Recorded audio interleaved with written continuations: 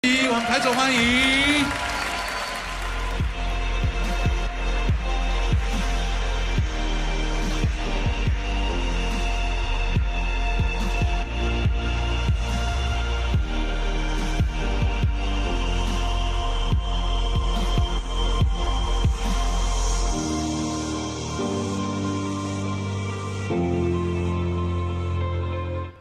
好，弟兄姊妹晚安。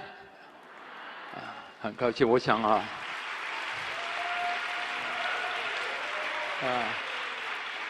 从早我说主啊，我感谢你啊。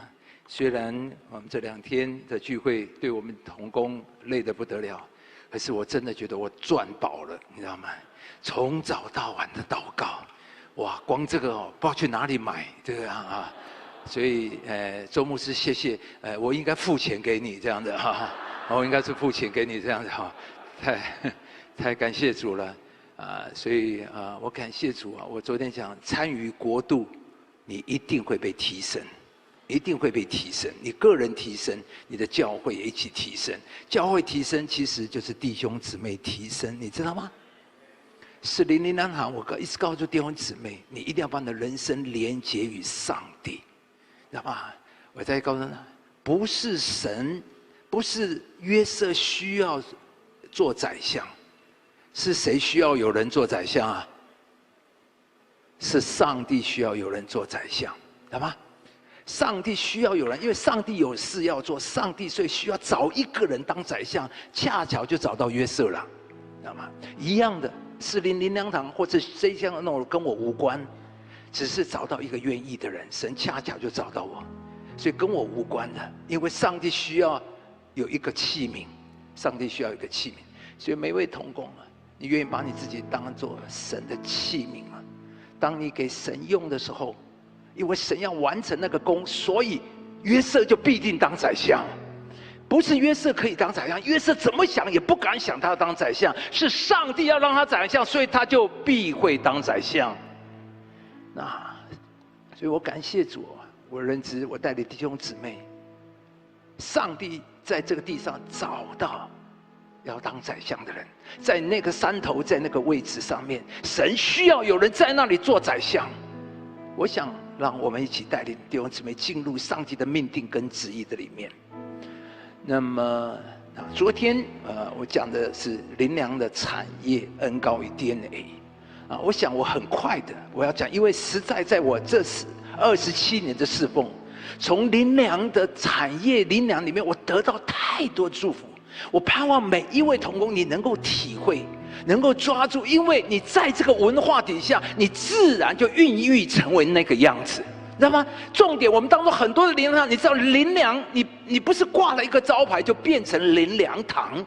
你要承接从赵世光牧师那里灵粮世界布道，他就已经为了灵粮堂画了一幅图画。灵粮的命定，灵粮的运动是一个世界运动，所以让我们进入这个产业，从赵世光牧师一直到周牧师所带下来的。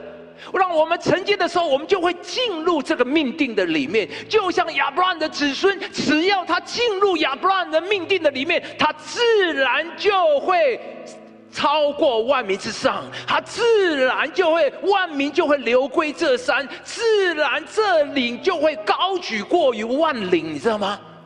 不是以色列人特别聪明，不是以色列人特别厉害，是因为神拣选了亚伯拉罕，他们进入亚伯拉罕的命定、亚伯拉罕的呼召的里面，他这个民族就被从世界分别出来。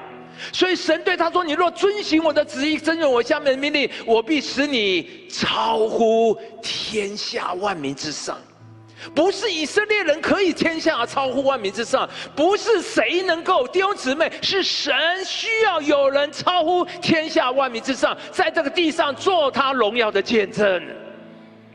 昨天今天早上吧，周牧师一直讲到，我第一次意识到，耶稣说：“愿你求你荣耀你的儿子。”我们从来我不敢说出你荣耀我，哇！我第一个被打死的就是我师母会打我，他一直说你不会骄傲，你会骄傲啊！我看你就是会骄傲哦。所以我永远不敢骄傲，因为有人就说：“我看了你就是会骄傲的样子。”可是明明神说：“愿你荣耀你的儿子。”我吓一跳，我原来讲这句话属不属灵？以后你的会友、你的同工跟你讲，主任牧师，你要荣耀我。我们一定觉得他有问题。可是耶稣竟然说：“求你荣耀你的儿子。”当然，荣耀是为了要好让你的儿子能够荣耀你。我们整个的心是荣耀他，但是我们若不得到荣耀，我们怎么能够荣耀神呢？你的孩子穿得破破烂烂，你说我爸爸是财主，我爸爸很丰富，我爸爸很爱我，可是你就是看起来就是面黄肌瘦，穿得破破烂烂的，一路很衰的那个样子，然后我说我爸爸很荣耀。我爸爸是万王之王，万主之主。所以我想，盼望今天我很快的。其实呢，这个我要回来，这个赛克牧师的盼望，大家永远要记得，他是 spirit structure strategy。因为我们传道人，我们很喜欢要方法，是不是？今天早上林敬泰牧师讲的那个医治的方法好不好？他太会讲了，你知道吗？其实他那个故事我听过好多遍了，但是我还是很想听，听了每一次都好爽哦，又觉得好有意思哦，好棒哦，真的很棒，对不对？你想不想学？想啊，对，传道人马上怎么样在我的教会来可以做？我们怎么来做？其实林敬泰牧师最多的做的是在创造一个他们教会的文化，一个医治。它里面它的最大的同工群是医治的同工群，他花了很多的心力在那里建造，从方言祷告开始，你知道他就在创造一个教会的 spirit。你一直学的 strategy 或是那个方法，你进不去的，没有用的。不，请不要误会我，方法很重要，可是你如果没有好的土，天国的种子种下去也不会长的。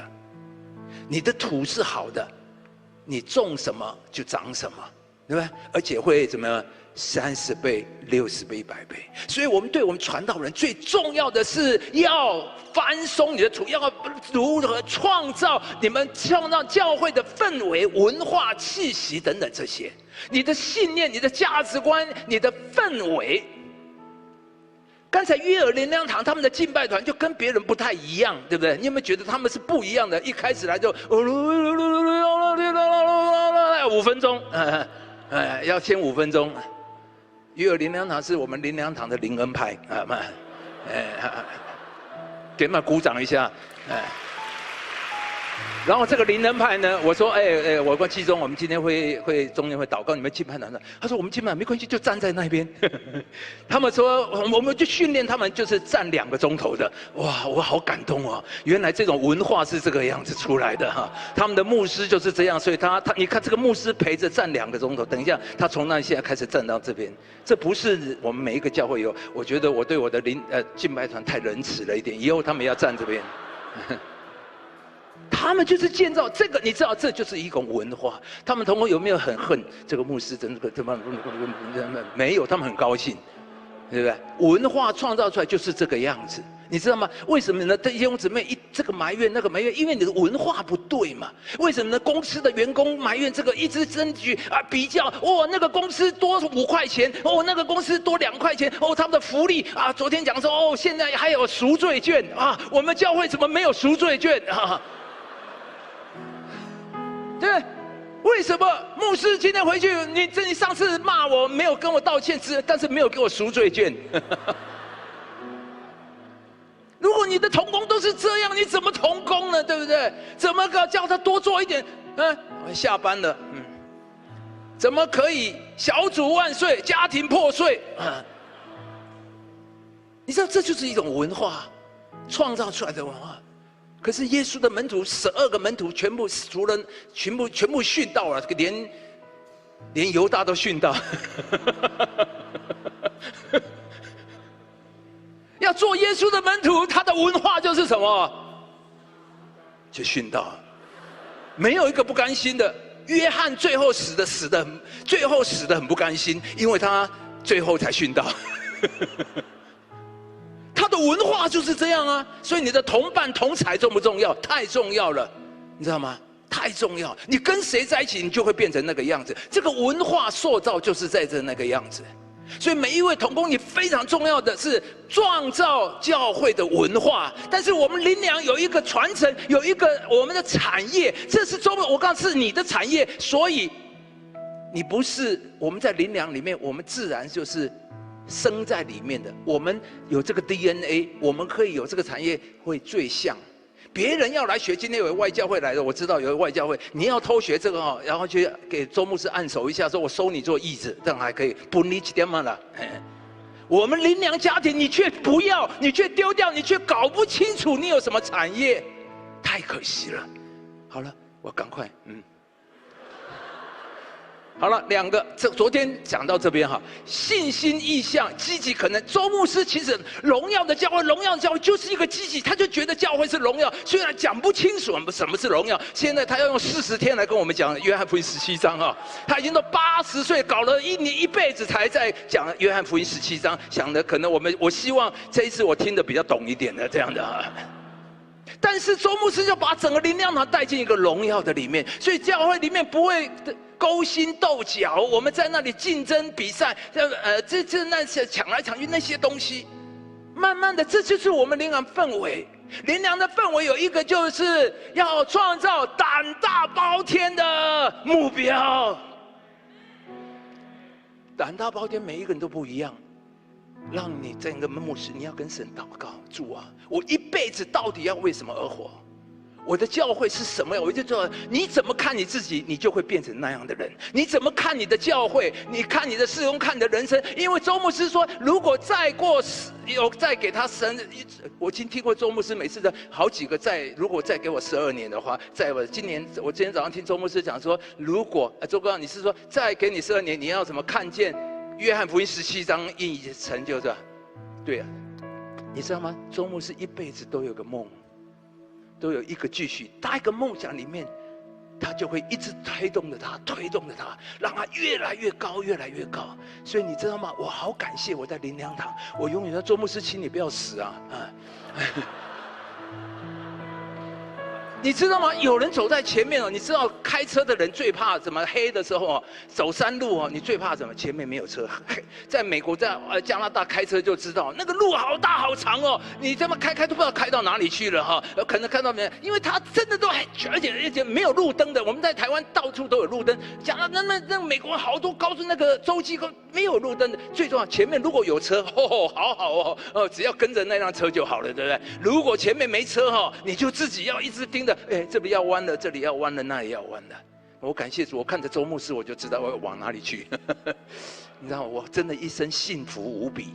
40年前，我就看着他有人走在我的前面，我一步一趋就走到先天这样的。弟兄姊妹，我们在灵粮大家庭，你真的有这个宝在我们的当中。我看着周牧一生都在长进。我没有看过一个80岁，今天真的太厉害了。周牧师双姐，我们真的要给他热烈的鼓掌一下，太感动我们了。想想啊，我告诉你，想想，你80岁的时候你在干什么？庄姐已经70几岁了，从早到晚坐在一大早就来坐在那边。你80岁的时候，你坐不坐得住？你看你80岁的时候，你想你在干什么？所以你真的要佩服呢。所以我看着他，我就不敢退休。没资格，我小他15岁，所以感谢主啊！所以弟兄姊妹啊，好了，我还讲第3点，我很快哈。第3个就是积极学习内化提升。昨天周牧师讲，灵粮家庭有一个特殊，就是学习。我们从我年轻小的时候，就是跟着周牧师到处跑。灵粮堂没有一个是东西是自己的，我的印象里面，周哥好像没有一个，都是学人家的。灵粮堂有一个厉害，就是很会学人家，然后内化提升我们自己。哇，林静泰今天给我们展现，他去学了幸福小组，他有没有学到了？然后怎么转化，加上他的医治，哇 ，upgrade 2.0版的幸福版，一样的。杨尼亚牧师每次都很生气我，因为我都是跟他很多东西都是拿他的 idea。然后它是1.0版，到了40就变2.0版。这就是我们的恩膏啊，对吧？灵粮堂就有这种恩膏，因为灵粮堂敢学习，好学不倦，很少看到灵粮堂像灵粮堂这么好学不倦的教会。我们真的很好学啊，每一个都想学，每一个都要，所以我们学得很快，我们越学越好。我们越学越好，然后我们就内化，我们就提升，很重要。这是我们灵粮慢慢我们讲，所以，但是请大家注意，转型的关键在教练跟同伴。我刚实在说真的，我自己因为这么多年，我一直都在转型，而转型成败有一个很重要的关键，就是你要有教练。有少数人你可以自己来，但是大多数的都需要教练。当我转移到跟惊奇学习的时候，你知道我带着谢灵粮同工有去惊奇去了多少次？惊奇的同工到我们士林良堂多少次？我们拿他的教材，拿他的 PPT， 甚至拿他的课本，他们都我一个字，连我都一个一个字在抄，我都抄着他们的课程的内容，我很认真的抄，一个字抄。有教练，你就可以减少很多的错误，有人帮助你。感谢主，我们灵粮堂很丰富。你要学天父的爱，要去哪里学？台南灵粮堂。感谢主，那也不是他的，他还是偷人家的，不是啦。灵粮堂都是学人家的，但是变成了哇一大家。我没有听过讲天父的爱讲得这么好的，我从1990年就开始听了。但是到现在能够这样，他集合众大家一大成，真的，这灵粮堂太厉害了，这一点真的太厉害。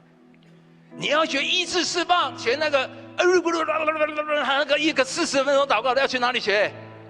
东海灵粮堂啊！你们那么待不了的、有问题的，都送到哪里去？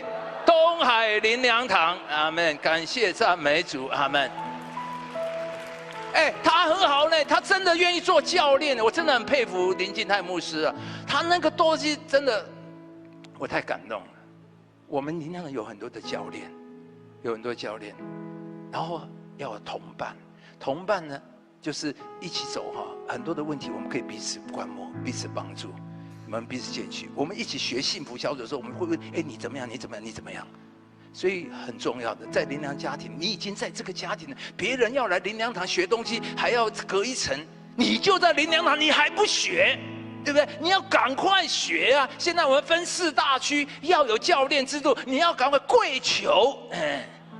我就是这样啊！士林今年长大，其实灵粮堂长大真的是跪求。我们花多少钱？有一年我带600个人到新加坡去，我跟邝牧师说：“邝牧师，你要请我600个人呢。”邝牧师很聪明，他说：“是你要请我，我帮你建造教会。”哦，他实在够厉害的。我的意思是，我拿600块，我出的飞机票加起来200万，我什么讲员请不到？但是那个氛围没有办法，不是一个讲员来的，我们整个600人到新加坡去感染那个地方，我们是跪求人家的，不惜代价。所以你一个人的教会会成功，有很多，这是，但是在灵粮堂是很自然的，对我来讲是很自然的事情，我不用挣扎，这个叫做产业，这叫做文化，我在那边就变成这个样子。好了，第4个就是我们可变可改，没有包袱。这一点啊，我要感谢。所以我进入台北灵粮堂以后，自然在我的，所以昨天讲周牧师最多女牧师、女传道的女主任牧师在哪里？在灵粮堂，因为灵粮堂没有包袱。所以灵粮堂还有一个人才呢，哪一个神学院都可以。有些教会只收某种神学院，而且要某种学历的。在灵粮堂没有这回事，哪个神都好，无神都可以。不是啦，哪个神学院都好，没有神学院的也好，对不对？黑猫白猫能够抓老鼠的就是好猫，这就是我们灵粮堂的文化。当然，你的主任牧师有一个，因为我们是一个灵粮大家庭，我们不会走偏，所以你在这大家庭里面不用怕。只要每一年灵粮特会你都来，你就不会走偏了。你的那个同工跑到灵粮特会来，他敢作怪才怪嘞，对不对？他可以顶你，因为你也不怎么样，来到这里吓死了。原来哇，你的家族家大业大，所以我想这是一个很重要。我们没有包袱，我们可以变，我们可以愿意学习。我讲这个，我要特别讲，我只是要告诉大家，我们士林经过3个很重要的阶段的变革。但是每一个变革，我都是去学习，都是改变。你知道，每一个改变要很费劲。5×5对我做得很好了，可是要搞G12的时候，我真的是我全部都打碎掉，因为5×5跟G12的体系是不同的小组组织方法。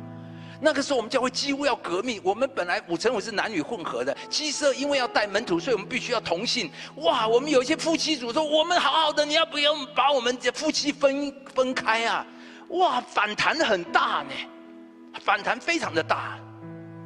可是我说主啊，不是为我，但是感谢主。当我们做了以后，G12让我们又进入下一个阶段。到了那个阶段，我们就开始去惊奇学，我又把G12全部放下，重新学过。但是到目前为止，我真的从2012年、11年去惊奇学，到今天，真的惊奇给我太大的祝福了，太大的祝福。我跟惊奇学的最深最多。当然，今天我们变成惊奇2.0版，我们改了很多东西。但是他真的很多的基本的概念，他补了我们灵粮堂没有的那一份。我学到很多的东西。光我们的创意媒体部，我们灵粮基本上以前没有这个观念。我们早期是怎么样的？我们去到那边，他的创意媒体部。今天我们整个灵粮，我们今天可以这种影音的呈现，就是从2011年我们开始去那边。哦，他们有这个东西，这是什么？以前我们根本就不知道这个叫做什么。我们牧会，我们传道人没有什么创意媒体部，我们以前有文书组，就是写纲科帮忙这个做周报文书组，哪个创意媒体部？今天我们教会创意媒体部是一个大部门，是一个大部门，所以感谢主，所以弟兄姊妹。但是我告诉人，如果我不肯改，可能400那早就 stuck 在那里了，你知道吗？你不肯变，你不肯提升，你不可能。但是所有的东西，你的背后。如果你只求安全的话，那你就不会去做这个事情。可是你若为上帝，你就愿意做，那时候就突破，一个一个突破。改到这边，我已经跟神跪求说：“主啊，不要再改了，好不好？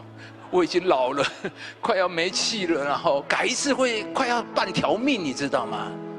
因为一个系统从引进，哇，要多少的挣扎，然后那个系统要慢慢建造起来，那没有5年落实不下的了。”要等到他上路能够做，那个还要好几年，3、5年才能够成功的。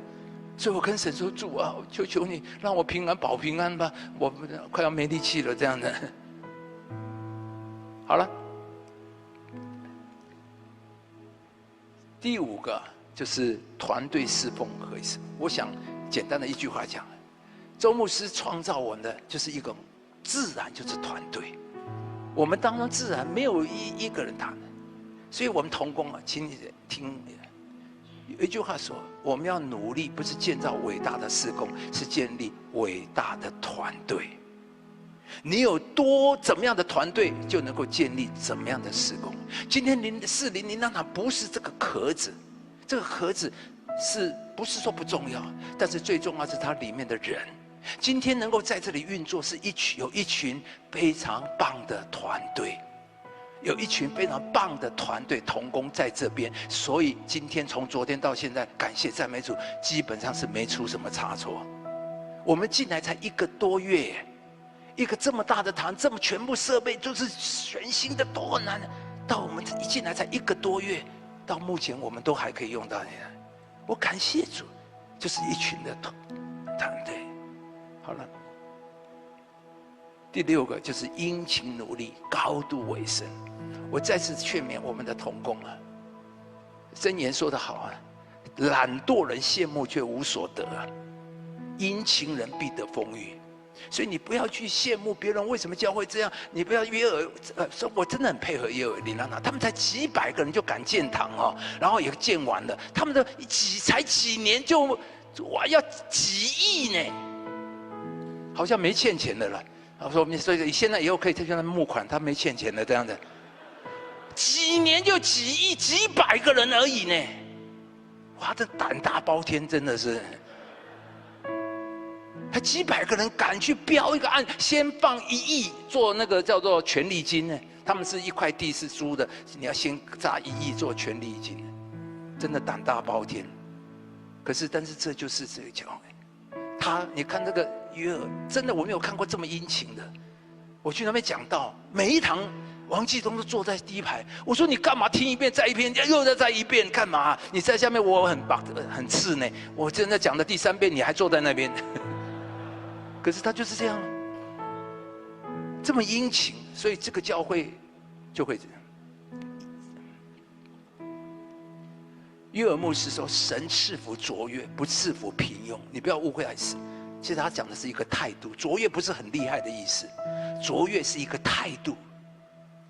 很多人一事无成，很多甚至我原谅我，连传道人都无成，因为真的不求卓越。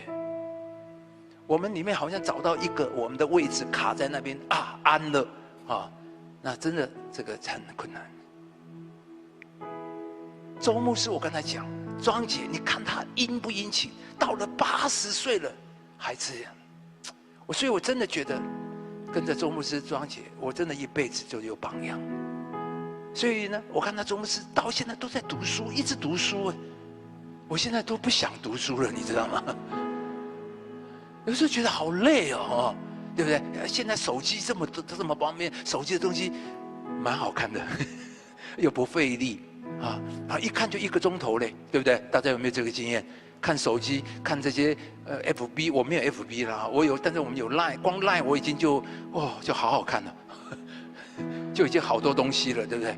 好，我们有一个弟兄他 po 的东西好看，不是都很好看啊！你看他一下1个钟头，叫你去祷告1个钟头，好累哦！怎么祷告这么久了，还不到才20分钟而已？我一直看钟，一直看钟。你看手机的时候有一直看表吗？没有。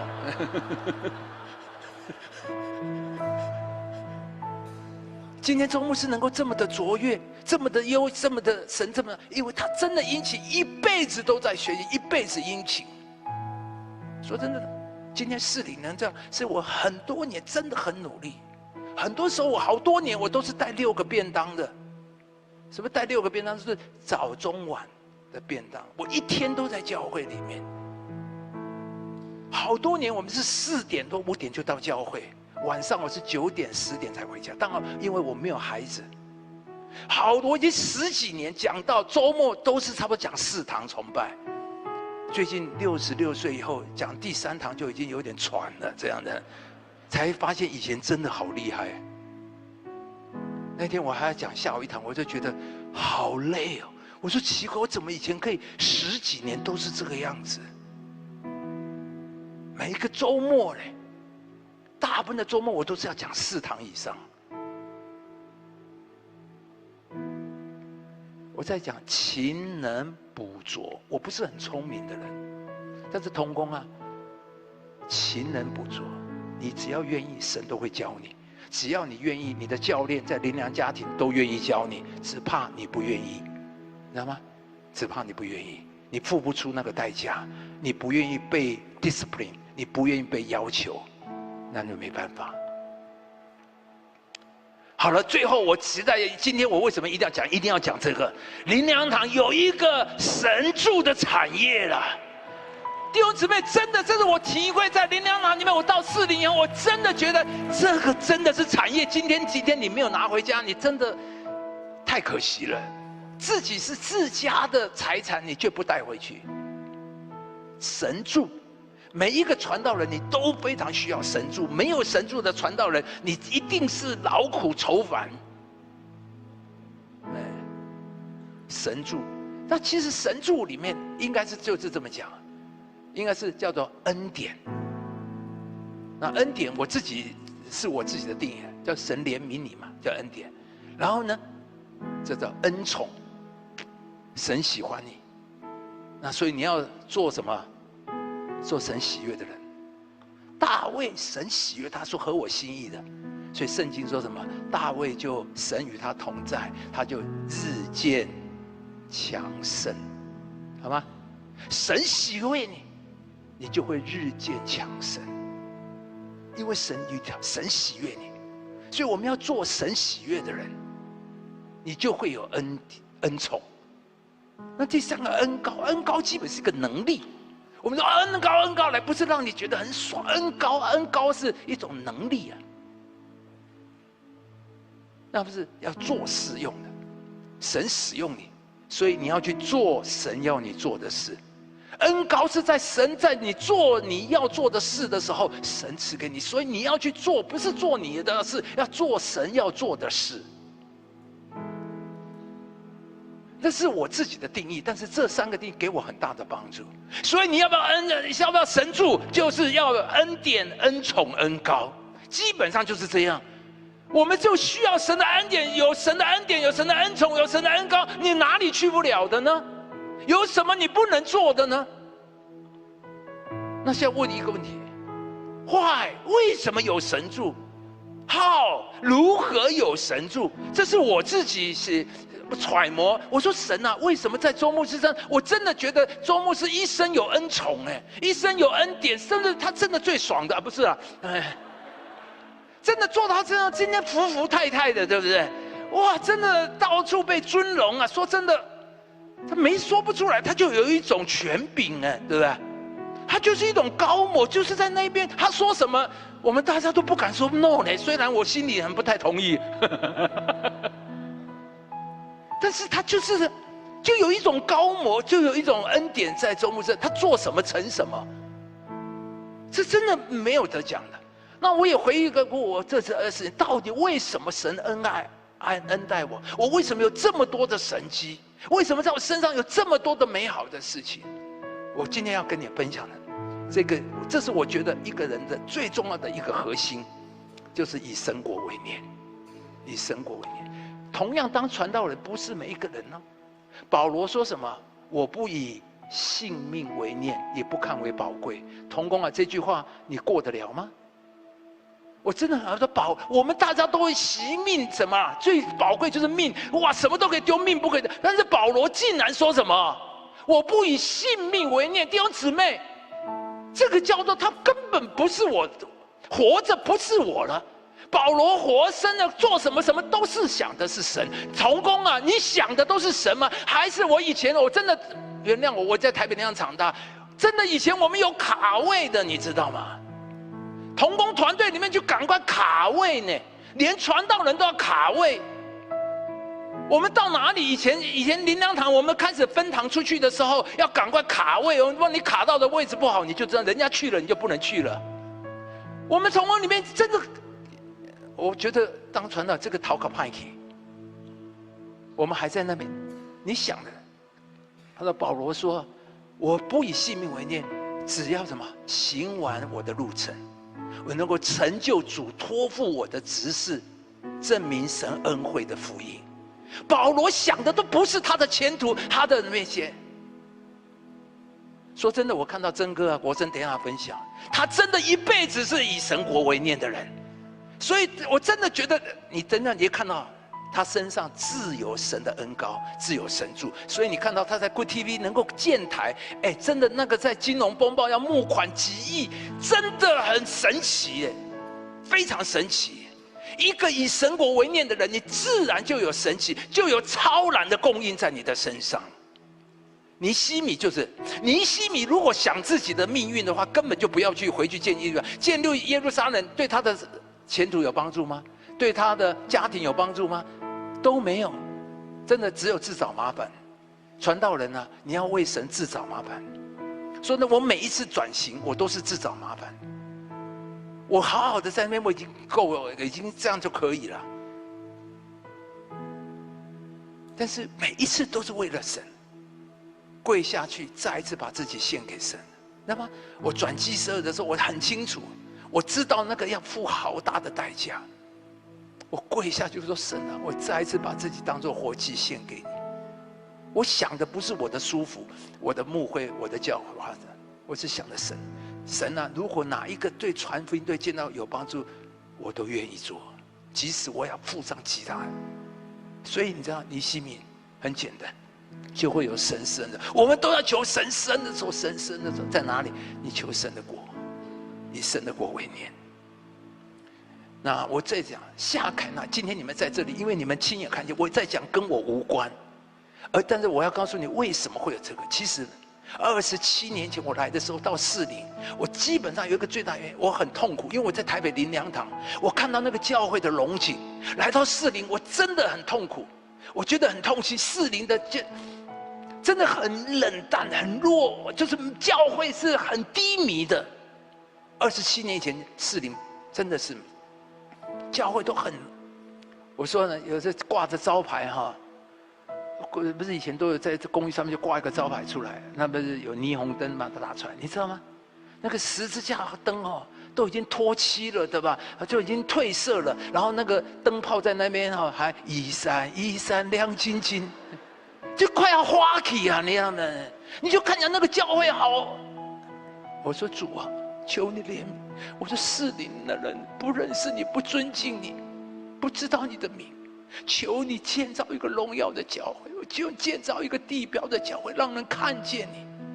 这个意思，我虽然不知道什么叫荣耀教会，但是我就是要建立一个让人看见你的教会。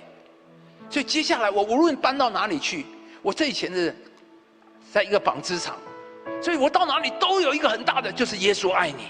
我一定要让大家看到这个字。现在这其实那个是很大的招牌。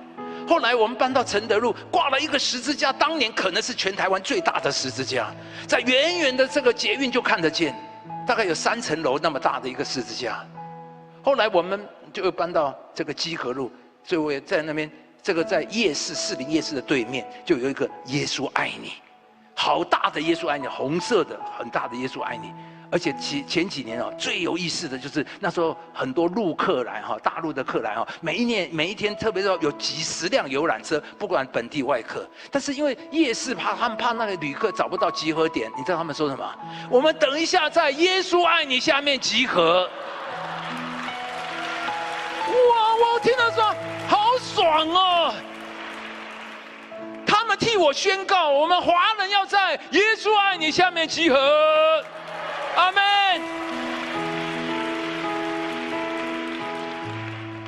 感谢主，就是我一直想的，就是荣耀神，就是那里。然后到了这边，当我们在夜景的夜景的里面，我们挂了一个灯光的10层楼的十字架，用灯光打出来的。所以弟兄姊妹，这就是夏凯纳琳娜，你以神国为念。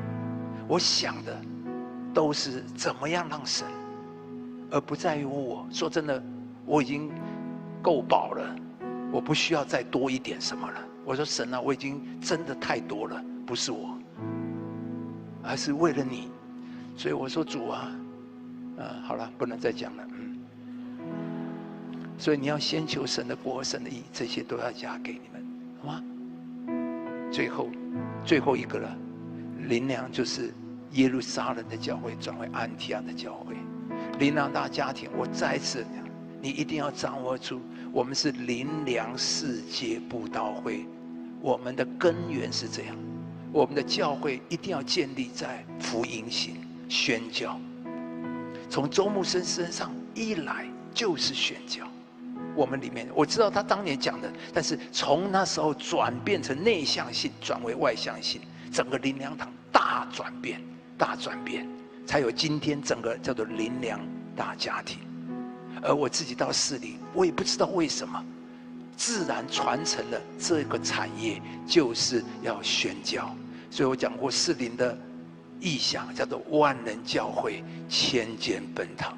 虽然觉得很可笑，我说主啊，见你面的时候管他几间呢？反正以后的人都要这样，这个意向不能改。这就是士林，我已经把它定掉了。这个是一个传福音宣教的教，就是要做。所以这8个，希望能记得：信心、渴慕圣灵、信心、意向、积极学习、可变可改、团队侍奉、殷勤努力、高度委身是上来，好不好？这时候我们一起来祷告，这样的。每一位同工，我们都在创造文化。你创造什么文化？你的教会是什么文化？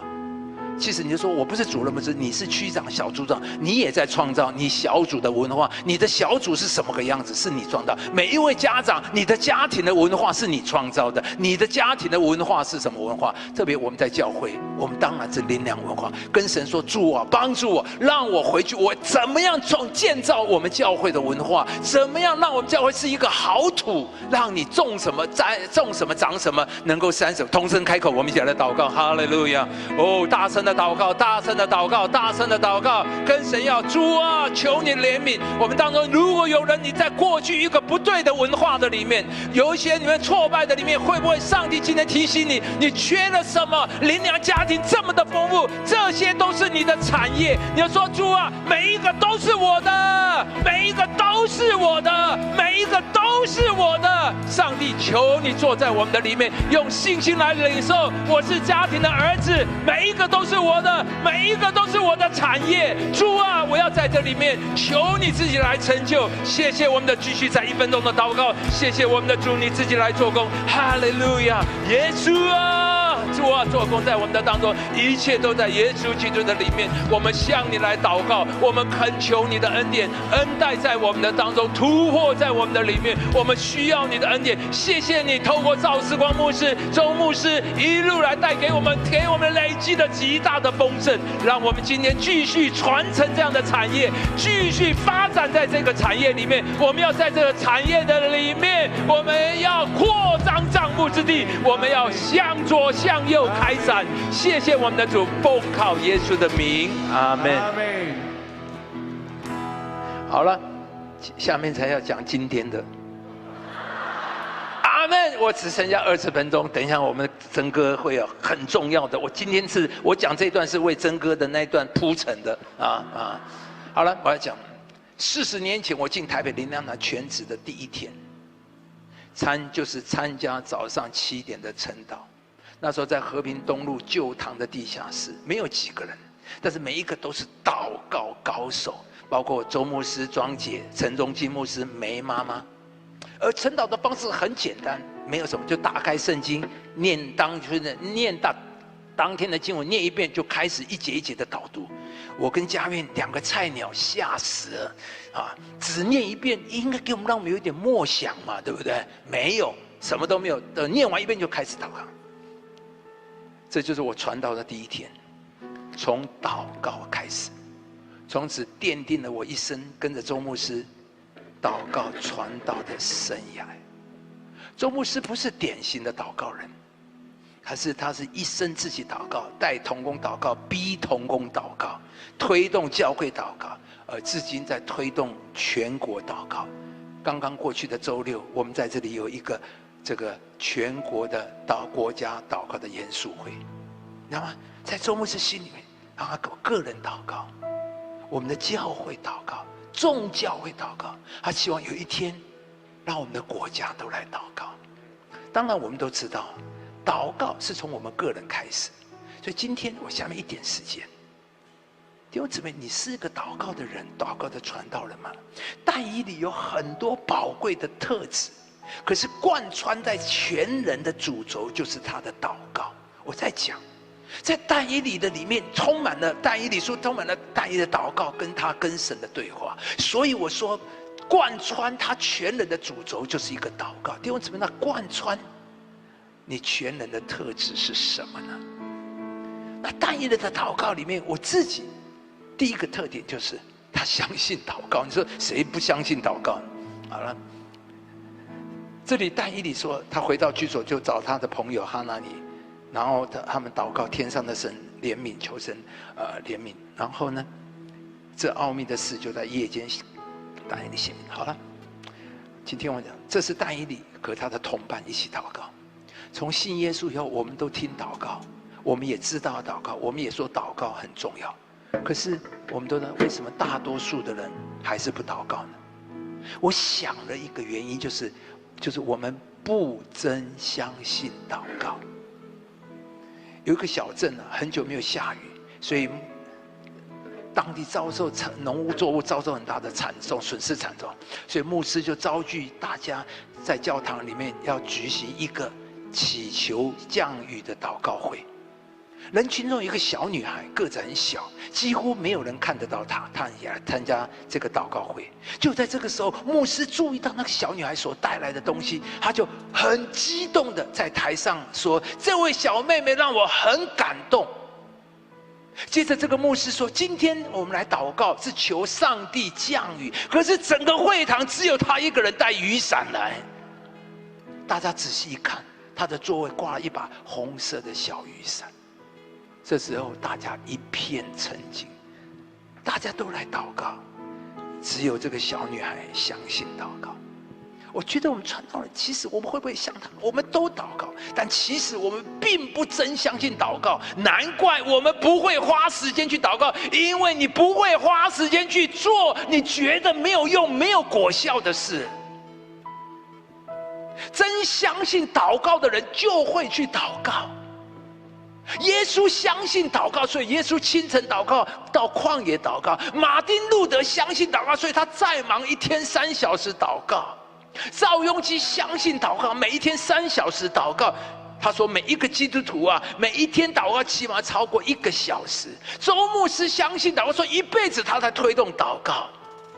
回到但以理，但以理相信祷告，所以他面对危机的时候，第一个就去做什么？就去祷告。刚才我们读的经文的背景就是尼布甲尼做了那个大金像的梦，对不对？他今自己忘记了，要大家忘记，却要人家解梦，没有人当然解不开啊。所以尼布甲尼就要把这些人全部杀掉，包括但以理。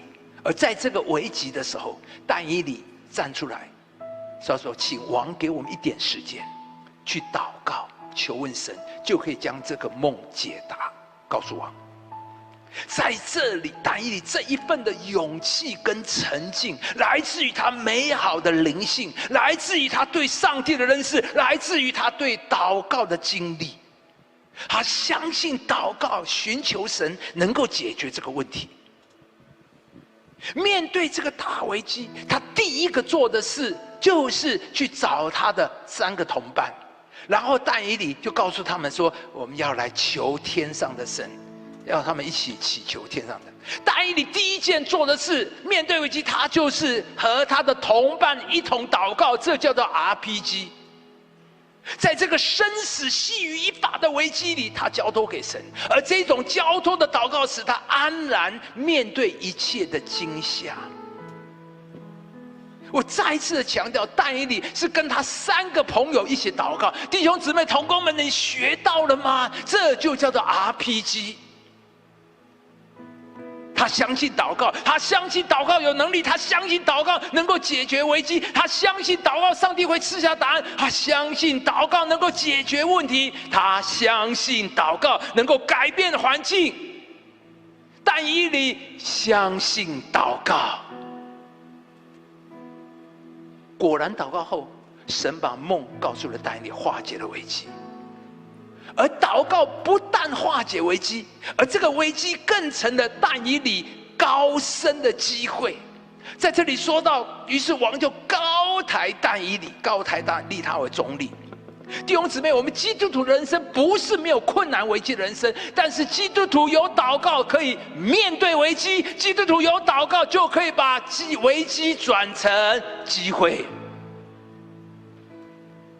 而更重要的，但以理不但化解危机，他更是荣耀的神。这里说，尼布甲尼撒王就说了：“即你的神是万神之神，万王之王，万神之神。”因着但以理，这个王公开承认说：“你的神是万神之神。”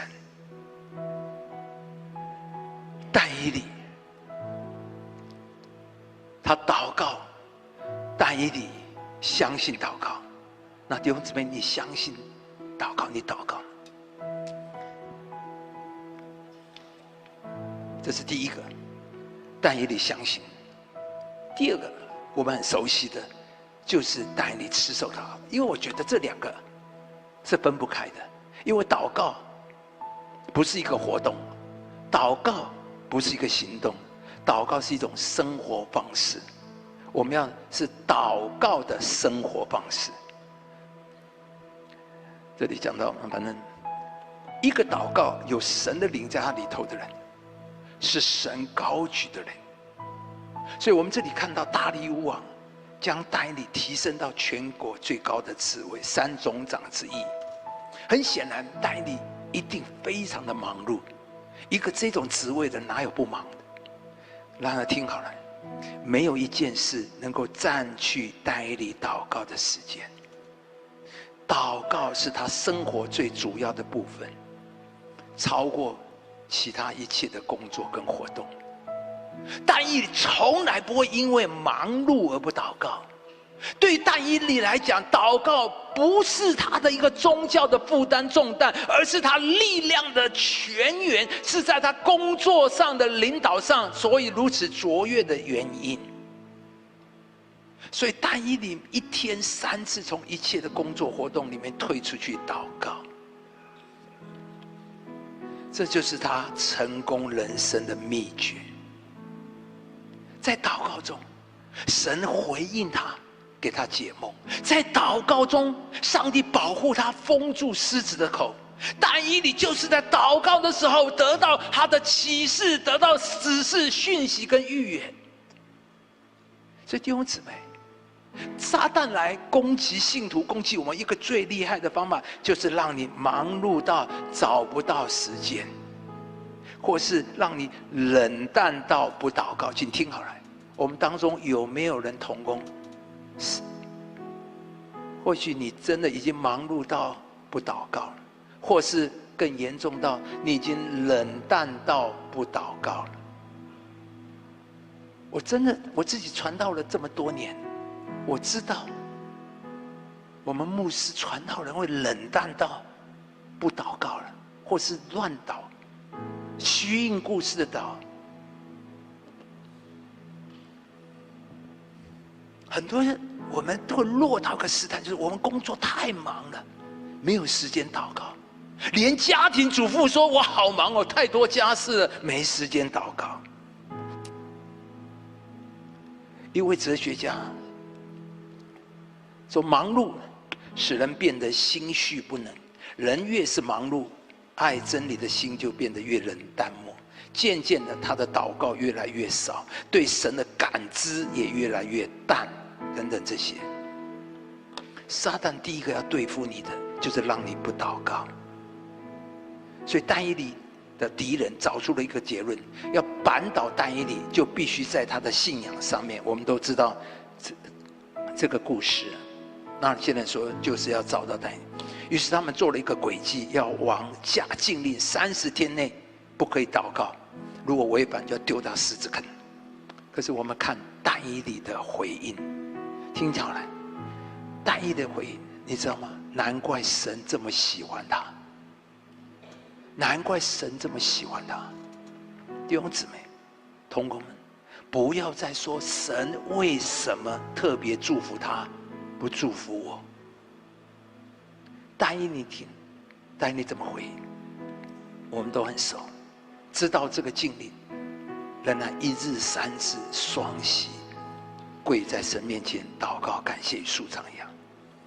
如云，他说一个人的生命能量取自于他的祷告生活，透过每一天祷告，规律持守着祷告，不断的让神更新他的生命，没有任何捷径，只有天天规律持守的操练，才能成为一个祷告的人。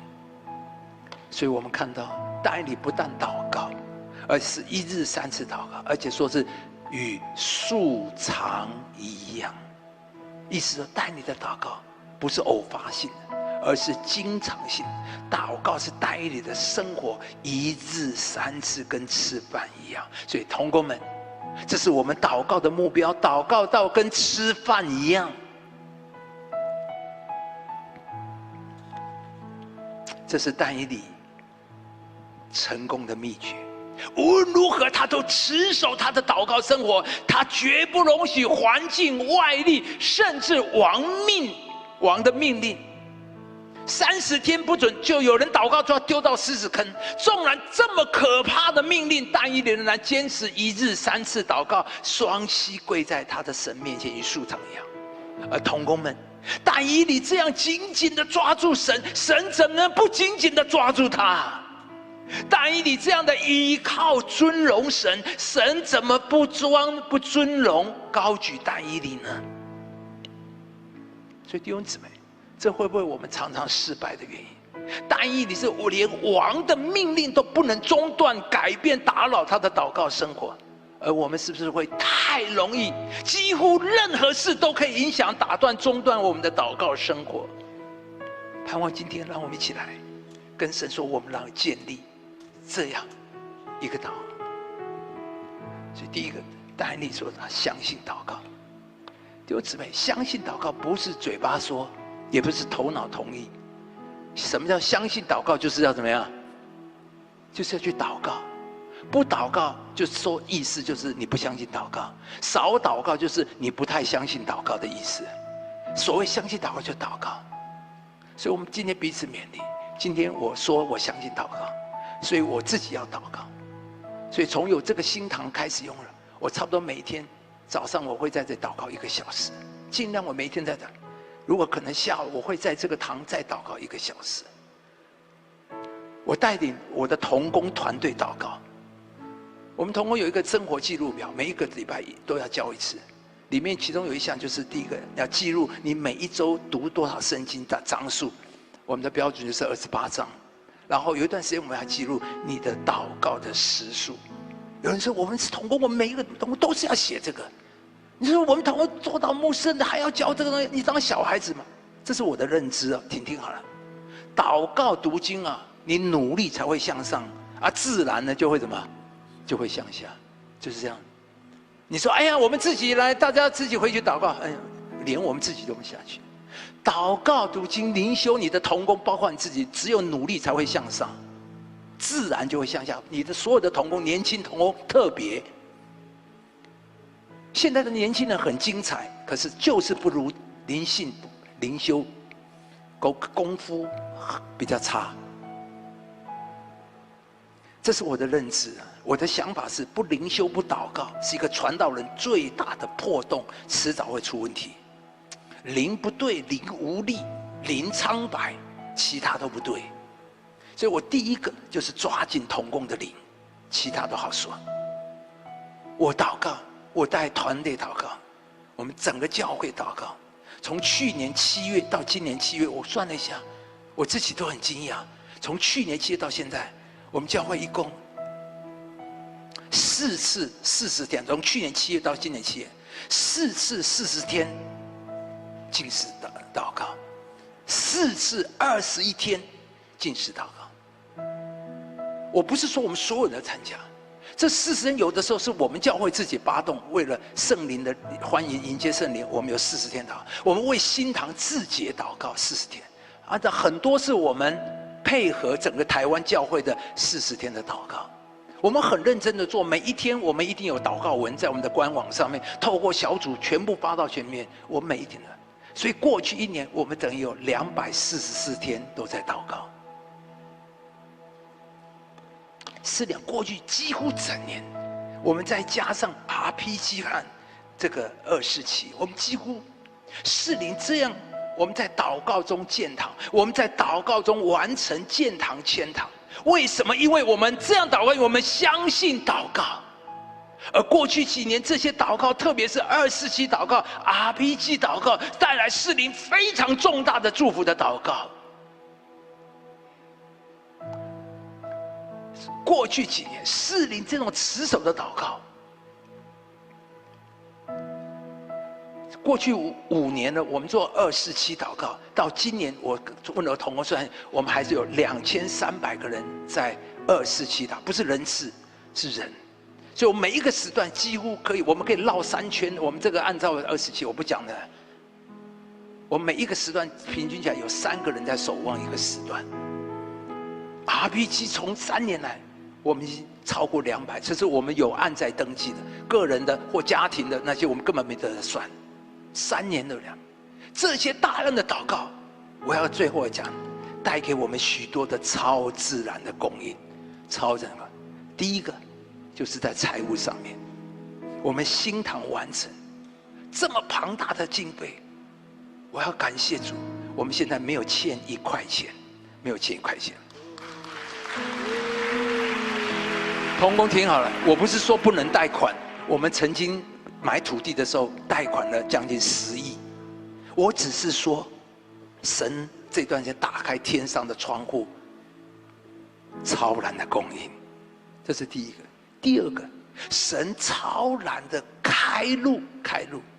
我们这块因为地目的关系，我们起建的时候叫做大直文康中心，所以大直文康中心，所以在我们的宗教使用上是有一些限制的，但是就是这一段的时间太奇妙到我们竟然可以变更完成，现在可以正式挂牌，叫做夏凯纳灵粮之家，或是我们可以挂牌，周牧师已经给我们取的名字叫做夏凯纳灵粮堂，好不好？跟我们一起大声的拍手，荣耀归给我们的主。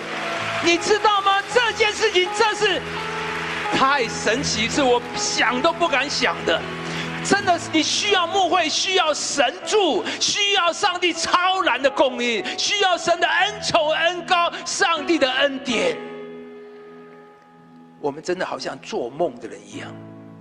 第三个，这几年我们整个团队的年轻化，这几年好奇妙，就是这几年开始，每一年我们到达有10多位优秀的青年，成为一个为主当兵1年2年。我说他们真的很优秀，是很大知名的名校毕业的，有些甚至研究所非常抢人才的那种高级那种科技的研究所，